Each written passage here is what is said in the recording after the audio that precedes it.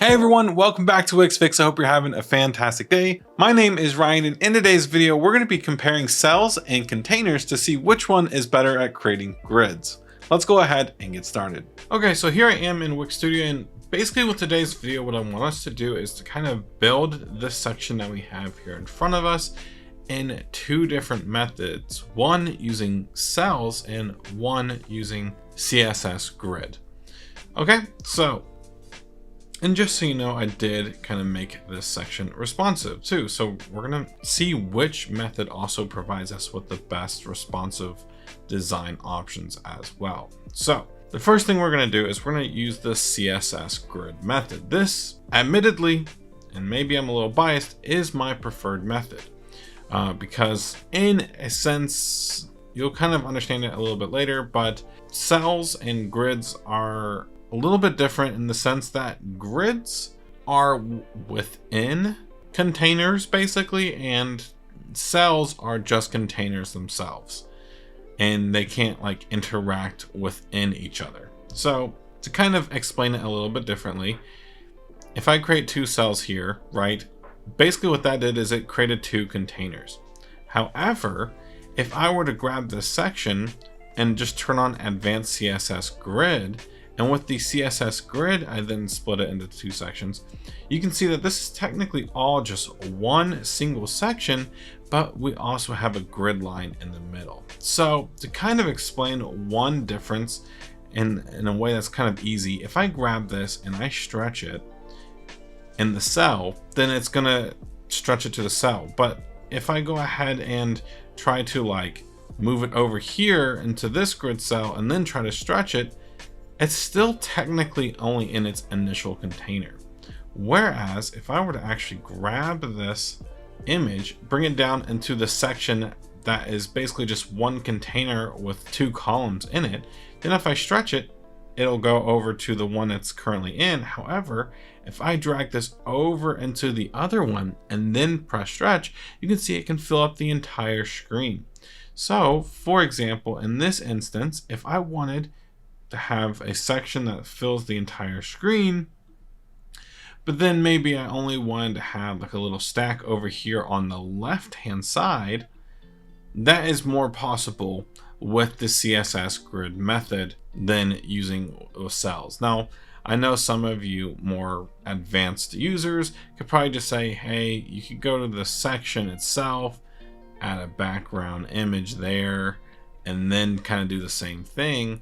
It's still not the best method in my opinion, because what if you wanted this specific ratio on the image, but then you want like a third cell, like you didn't want to see the image, but then you have a portion, like a whole third of your image that you wanted to see here is now completely cut off, and it's probably not the best, right? So in my opinion, it's not the best method, because in this case, if I follow this example from above, if we add a third column, maybe I just wanted the image to be over here, and if I just go ahead and change the image,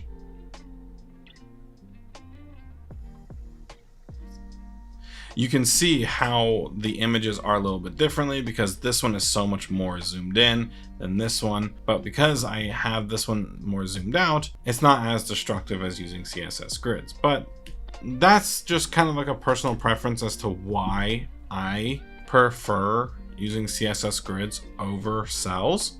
But let's go ahead and start with cells with this first option. Now, another reason I'm not a super big fan of cells is because if I go ahead and press add cell to the right, and I add, let's say, two more cells.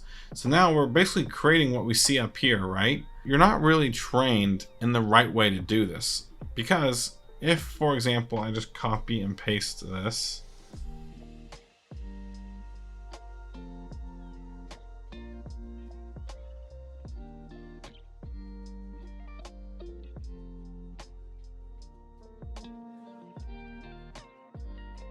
so if I go ahead and copy and paste all those things down into the cells, you know, if we go ahead and check out tablet version, what we want to do is have the white part of the section be its own row, and then the three images be their own row underneath.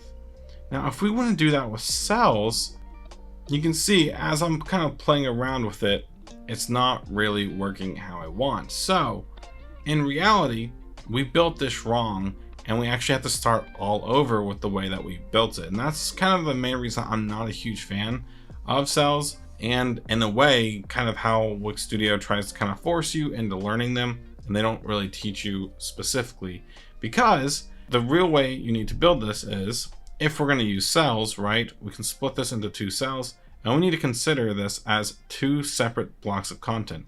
The images are its own block of content, and this stack is its own block of content. So what I'd do is bring this over here, and we can actually come over here and just set this to 25% and 75. Perfect. Then we would just go ahead and copy our elements down here. And then for this specific area, we would then either go ahead and add a container and split it into a grid, or because the cell is technically a container, we then split this into a 3x1 grid, and then go ahead and add our images.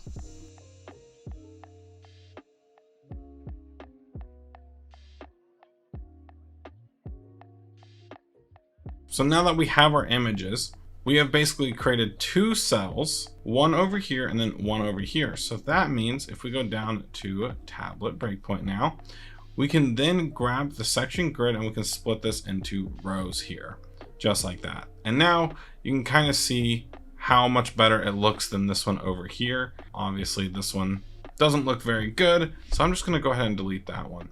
And we're already kind of close to what we want with this one over here. So the only thing I would do with this one is, with this grid cell,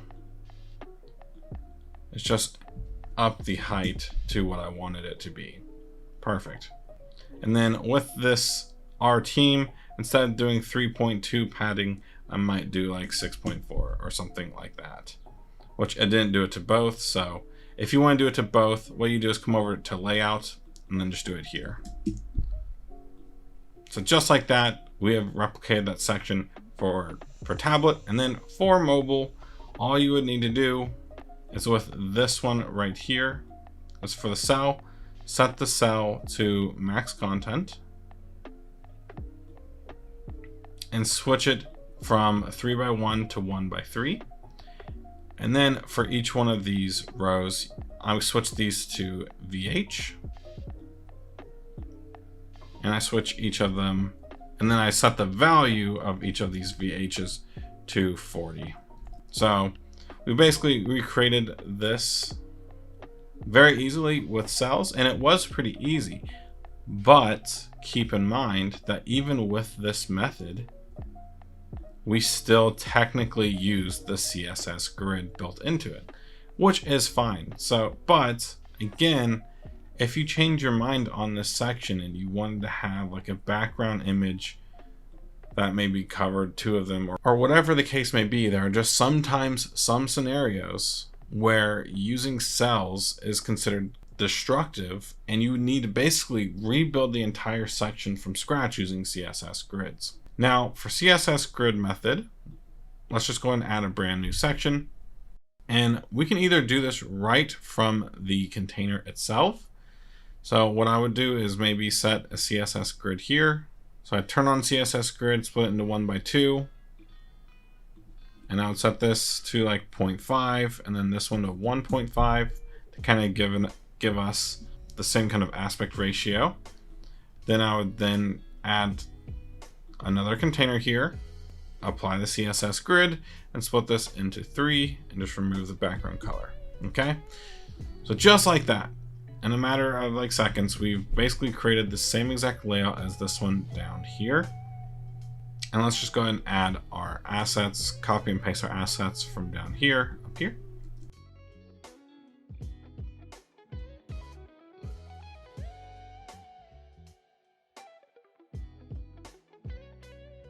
Okay, and then just for tablet, we just again switch these over to like this. For this top row, let's set this to max content. Make sure that there is no margin. And then for this bottom row, just like we did before, we're gonna switch this to VH and set to 40. And then last but not least, for mobile, we just kind of do the same exact thing where we switch this to max content. But, and I should have done this first, the content inside of it, aka this container, each one of these rows needs to be set to 40 VH. And I'm just going to copy this and I'm going to paste this here. And we can split this into one column by 3 rows. I'm not really sure why. I think it glitched out there for a second.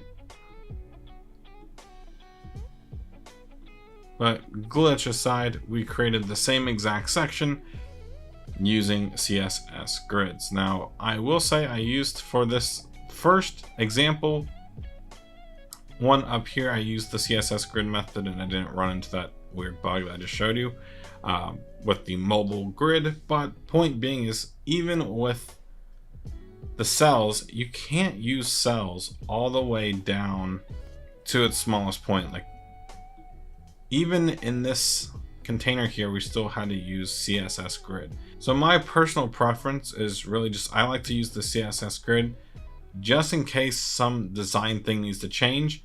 I have a less destructive thing I can then use to tweak the design a little bit more.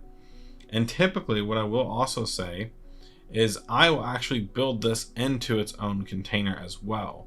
So for example, instead of using it right in this section, I'll typically just add another container here, stretch it, and then start my designing in this section.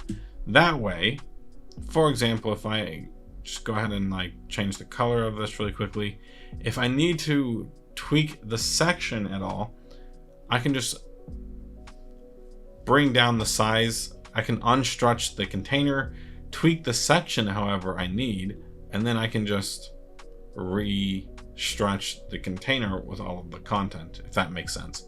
Both of which you can't do with the methods I showed you down here, because this one, we created the CSS grid in the section. So right now I have the section selected, and this is also with everything in it.